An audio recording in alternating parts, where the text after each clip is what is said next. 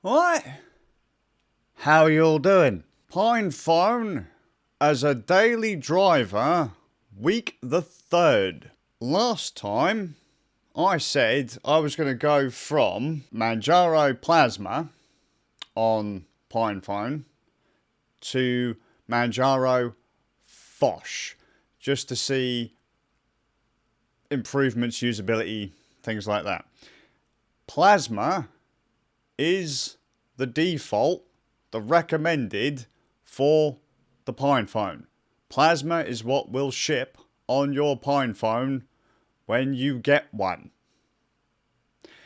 I've been asked a few times, does it matter what distro you put on your PinePhone? So I'm kind of just jumping straight in here, but if, like with Linux, okay, if you have a PinePhone and you try, so for example, I was asked like, hey, is Debian Fosh any better? Is it any better to use Manjaro Phosh over Debian Fosh, or realistically, honestly, just like desktop Linux, use what works for you.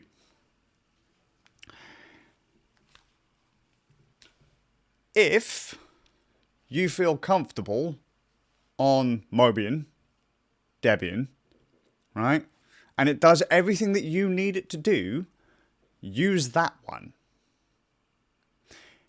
If you feel comfortable on Manjaro or Postmarket or whatever, use those. If they do what you want them to do, use them. The only reason that I'm doing this month-long thing on Manjaro is just because Manjaro is what will ship with the phone. Now, I understand that, as I said a minute ago, Fosh isn't going to be what ships with the phone. Plasma is, but after 2 weeks of using Plasma, I wanted to try the other flavour of Manjaro that comes on the phone. So yeah, just like desktop Linux, use whatever works for you.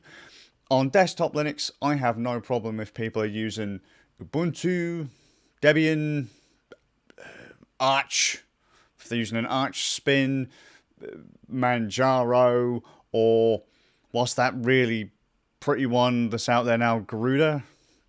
Go for it. You could be using Gentoo. I don't care what you're using for your desktop environment. You could be using GNOME, you could be using KDE, you could be using a tiling manager like i3 or Awesome, or my brain's gone, the one that begins with B, the Windows Manager, that one. Use whatever does the job for you. Doesn't matter which one is you know, I don't know. Security is a thing and all that, but if what you have works and it's a flavour you like, use it. I imagine that Manjaro is going to get the best support. That's the one that they've chosen to go with it, so I'm just saying Manjaro. But again, if you like a different flavour, use it. Just like you do on desktop. That's the groove. So, I've got to quickly out. Your computer will suspend very soon due to inactivity. Oh, it's not inactive. Shush, phone. You know nothing. Right. This update is largely going to be stuff I pull from a few emails that I've got, because I don't really have a whole lot to say. I do have a question though, and I'm super psyched, because I've had loads of comments from people saying, we're getting PinePhones. We've ordered PinePhones and we're really psyched to get hold of them. Haven't arrived yet, but these are the things we're looking forward to doing when we get them. Let me know what you do when you get them. But can you check something for me? Please? I've nagged every single time I've spoken about this phone that my rear camera's broken. It makes an annoying pop when you try to activate the back camera. Let me go to Megapixels, which is the camera app. Where'd it go? There it is. Right, and it should launch the back camera. I'll put it to the camera again, or to the, what's this thing that I took? Microphone. And if you can hear the pop, let me know if yours does the same. Ready? You hear that pop? My back camera don't work. Front camera. Look how sexy that is. green tinted. Yeah, front camera works fantastically. But the back one, again, rotate. Just make the pop that time? No. Okay, well, either way, my back camera doesn't work and it makes me sad. And I've tried many a different spin on this phone and it just doesn't work. So, can anyone check for me? I've seen loads of other people say like their cameras work. Does your camera work? Am I going to have to get a replacement board? Like a little replacement camera module majig on my phone? Because that's going to make me sad if I am. Because, but either way. So, a week in Fosh, Manjaro Phosh. It's been fine. Just like really Plasma. But Fosh is, as I said, more usable. For the simple reason of scale to fit. Now I got a comment about scale to fit. Scale to fit is apparently a Fosh only feature. So it's not in Plasma Mobile. I think I said that you could enable it in Plasma. It's not there. It is in Fosh.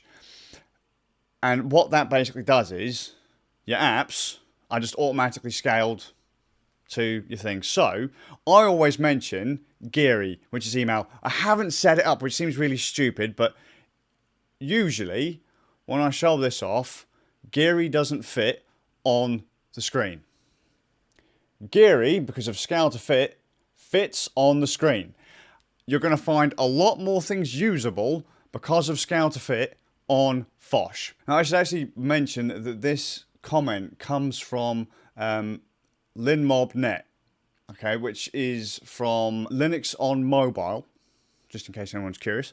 And they've said that there is actually a Geary mobile app. Where is it? Does it actually say what the package is called here? Geary Mobile Package. That one will work fine on Plasma Mobile. So if you are desperately looking for a Plasma email client, it's there. However, Fosh, with the scale to fit UI tweak, is going to just be far more usable right off the bat than Plasma for most stuffs. And I quite like it. It's plain. This is it. Like there is no, like you just automatically end up in the launcher. That's it. So if I open up Geary again, right? So just give it a sec to do its thing, right? Here's Geary. You tap that to bring up your tray again and open apps. So you just tap at the bottom like you'd swipe up with your Plasma Mobile tray. And then your apps that are open appear at this top section here. And you just swipe them away and they go away.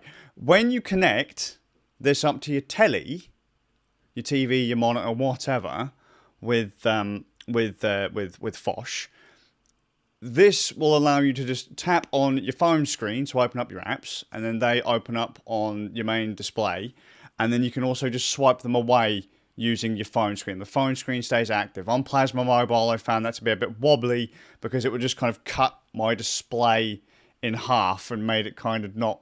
It wasn't nice to use connected to a screen if I ever got it to work. Manjaro Phosh, though, much more usable in my opinion. The eagle-eyed might have noticed that I actually have Caden Live installed on here. It doesn't work.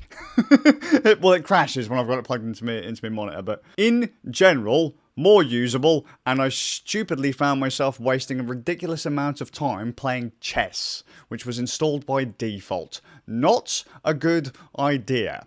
I'm just saying, I plugged it into my telly and was like, oh, I made chess! And I just sat there playing chess.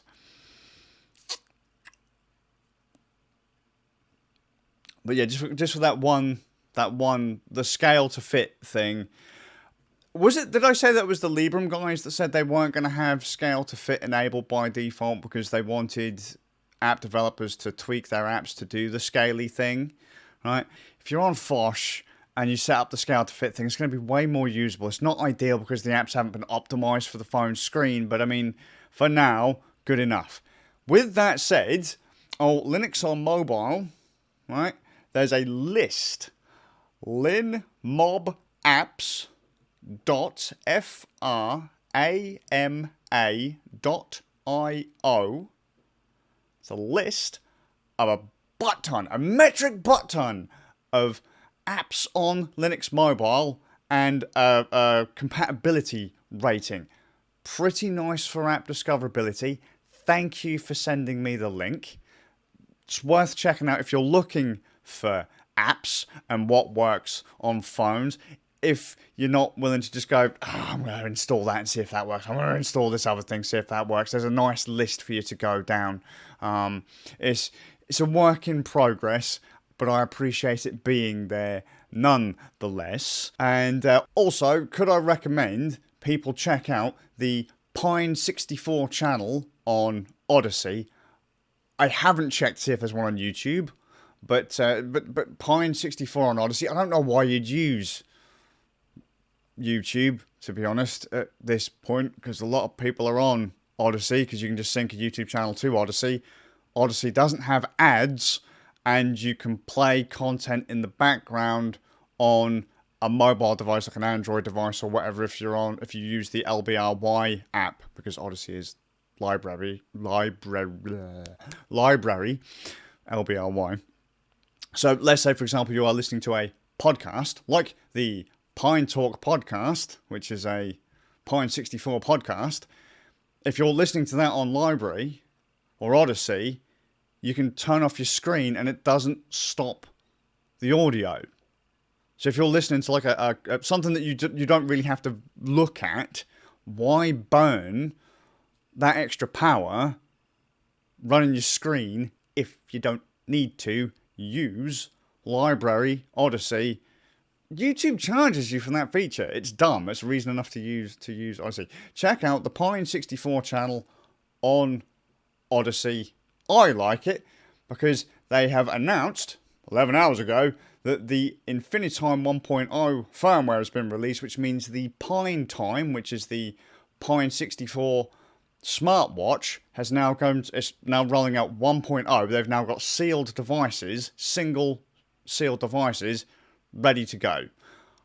I've just put one on order, which I plan to use with this. I have already ordered a P8 smartwatch, which I believe is like an Arduino based thing. I believe the PineTime is Arduino based, but mine had, my P8 smartwatch thing had a somewhat more up-to-date bootloader, and the tool that I was going to use to flash the thing had a potential to brick the device, and I was like, it was only a cheap watch, but I don't really want to brick it at this point. So, and then when the PineTime's like, yeah mate, we've now got 1.0, I'm going for it. So I'll pair that up with this and see how that goes, because I could really do with a watch. But Skaz, you were talking about a month ago about having a regular watch. I know, but I'm getting into this Pine thing. It's fun, it's nice. So again, check out that channel for the podcast and that. You can also go to the Pine64 website for the Pine Talk podcast. I'm currently going through episode 6. But yeah, do that. So, yeah, I don't really have a whole lot else to go on. It's just as good as using Plasma, but more usable because of scale to fit. There are some little quirks about the interface, but they're fine. I'm still doing everything that I'd normally do. I haven't gone super hardcore with it, to be honest with you, because I've not actually been given that much of an opportunity to. Because I've had a bit of a thin week, but I'm really enjoying it.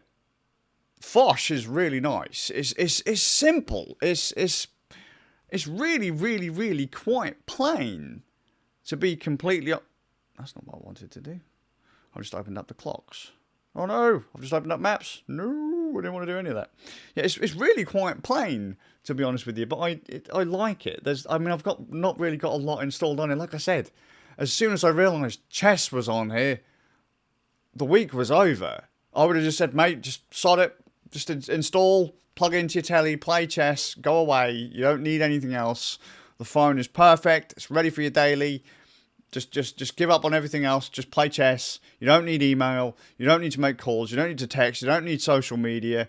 Just do it. Just chess. PinePhone. Linux phones are here. They have chess. That's not really what people want to hear. I was also told by the old Linux Mobile, I should have probably installed, because I did QQ a little bit in the last update, that I didn't really have a lot to talk about based on the fact that there haven't been really many groundbreaking updates. And I said, well, I can't really expect a huge amount because, well, sometimes software moves really fast and other times, well, they just make little tweaks here and there and little things improve and all that. I should have probably installed the unstable version of the OS so that I got updates faster, but I mean, realistically, it worked. I do still have, nitpicks with these things, but to be honest with you, for me, still, I have to say the verdict is, you can use it. If you are willing to use a Linux desktop, as I'm sure you are, if you are interested in a Linux phone, then you're not going to have a problem. The people who are going to have problems using one of these are folks who are stuck using one of these or an iPhone or something. The folks who desperately need XYZ app. The same folks who say can't, for example, go to Linux because XYZ game doesn't work, or no Adobe or anything like that. The people who really want to use a Linux whatever will find ways to do the job just as well, if not better, without those specific proprietary programs. You know, you don't need Photoshop to do image manipulation. You don't need Lightroom to edit raw files and photos. You don't need that thing. I don't even know what I was about to go for there, but just you don't need a lot of those magical paid for apps. I'll be honest with you, I still flip to Windows from time to time, but for the most part, you can get away with it. I mean, there are folks, bless you, talking about setting up terminal email clients on these things. I think actually someone's got i3. There's a spin with the i3 tile and window manager on the phone. That's cool. You know, just if you want to do stuff in the terminal, I mean, you've got it. Where is the terminal? There it is. There you go. There's your terminal. Have at it. If you're one of those crazies that wants to sit in your terminal all day, you can do it. If you're comfortable doing that on your desktop, you can do it on your phone. Because, as I said before, folks who use Linux on the daily don't expect to get big boy support. We don't expect Facebook apps because we know how this stuff, like we understand that, we're probably not going to get, Facebook aren't going to go, well, hang on, it's a Linux desktop condensed to a phone. We're not going to make an app for it. Just use the website. Why give me a Twitter app if I can just access the website? We don't have official apps on Linux desktop, so we're not likely going to get one on the Linux phone. That's going to be up to us to come up with nice little wrappers and things to put, I don't know, snapshots of websites onto. I'm not using the right words here, right terminology, but you know what I mean. Being able to take the website and turn it into a launchable kind of app, whatever, give it an icon, hit it, bam, up it comes. Or there are obviously, like, you know, the third party stuff that people actually do pre-make, like, hey, you know, this accesses all the same stuff that the official thing does, but using, you know, whatever. So yeah, as I say, the only people that are going to struggle with this are the folks who want official apps. Honestly, if you desperately need the official WhatsApp, if you need, you know, Facebook Messenger and all that, and you need them to come from the developers, the official creators, the developers of that app on iPhone, Android, whatever, you are not going to get it, or it's very unlikely that you will get it. I still have really high hopes for the project. I'm really enjoying the damn thing.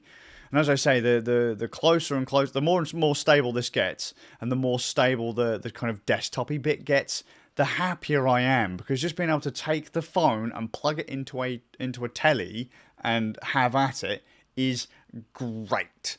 Absolutely great. Being able to just chill out on IRC, being able to you know, surf the web, dick around in my terminal, all that just is fun.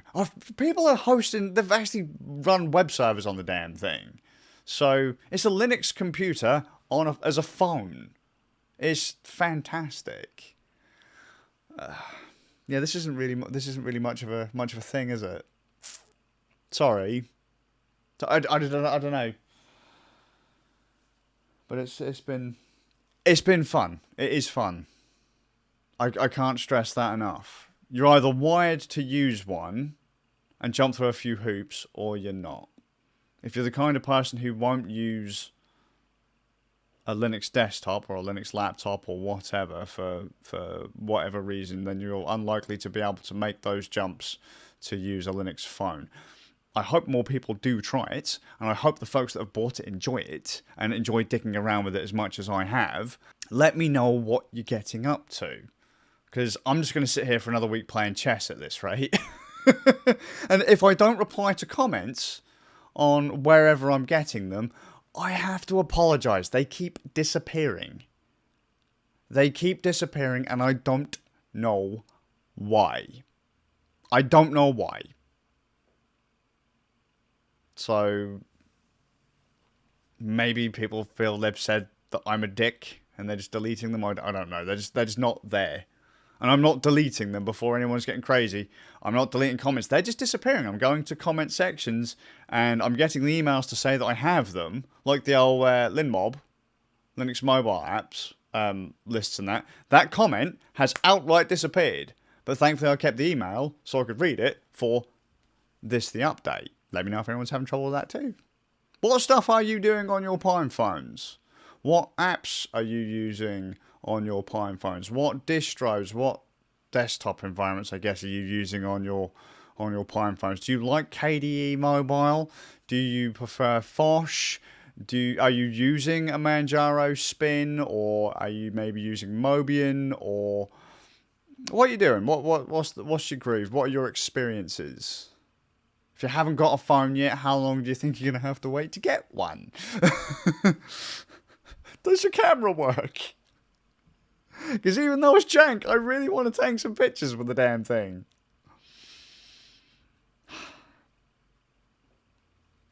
Week 3. Surviving. And I haven't gone completely bald yet. So I hope you're well. I guess I'll see you all in the next... in the next week. I wonder if I'll have my PineTime by then. That'd be cool. See ya.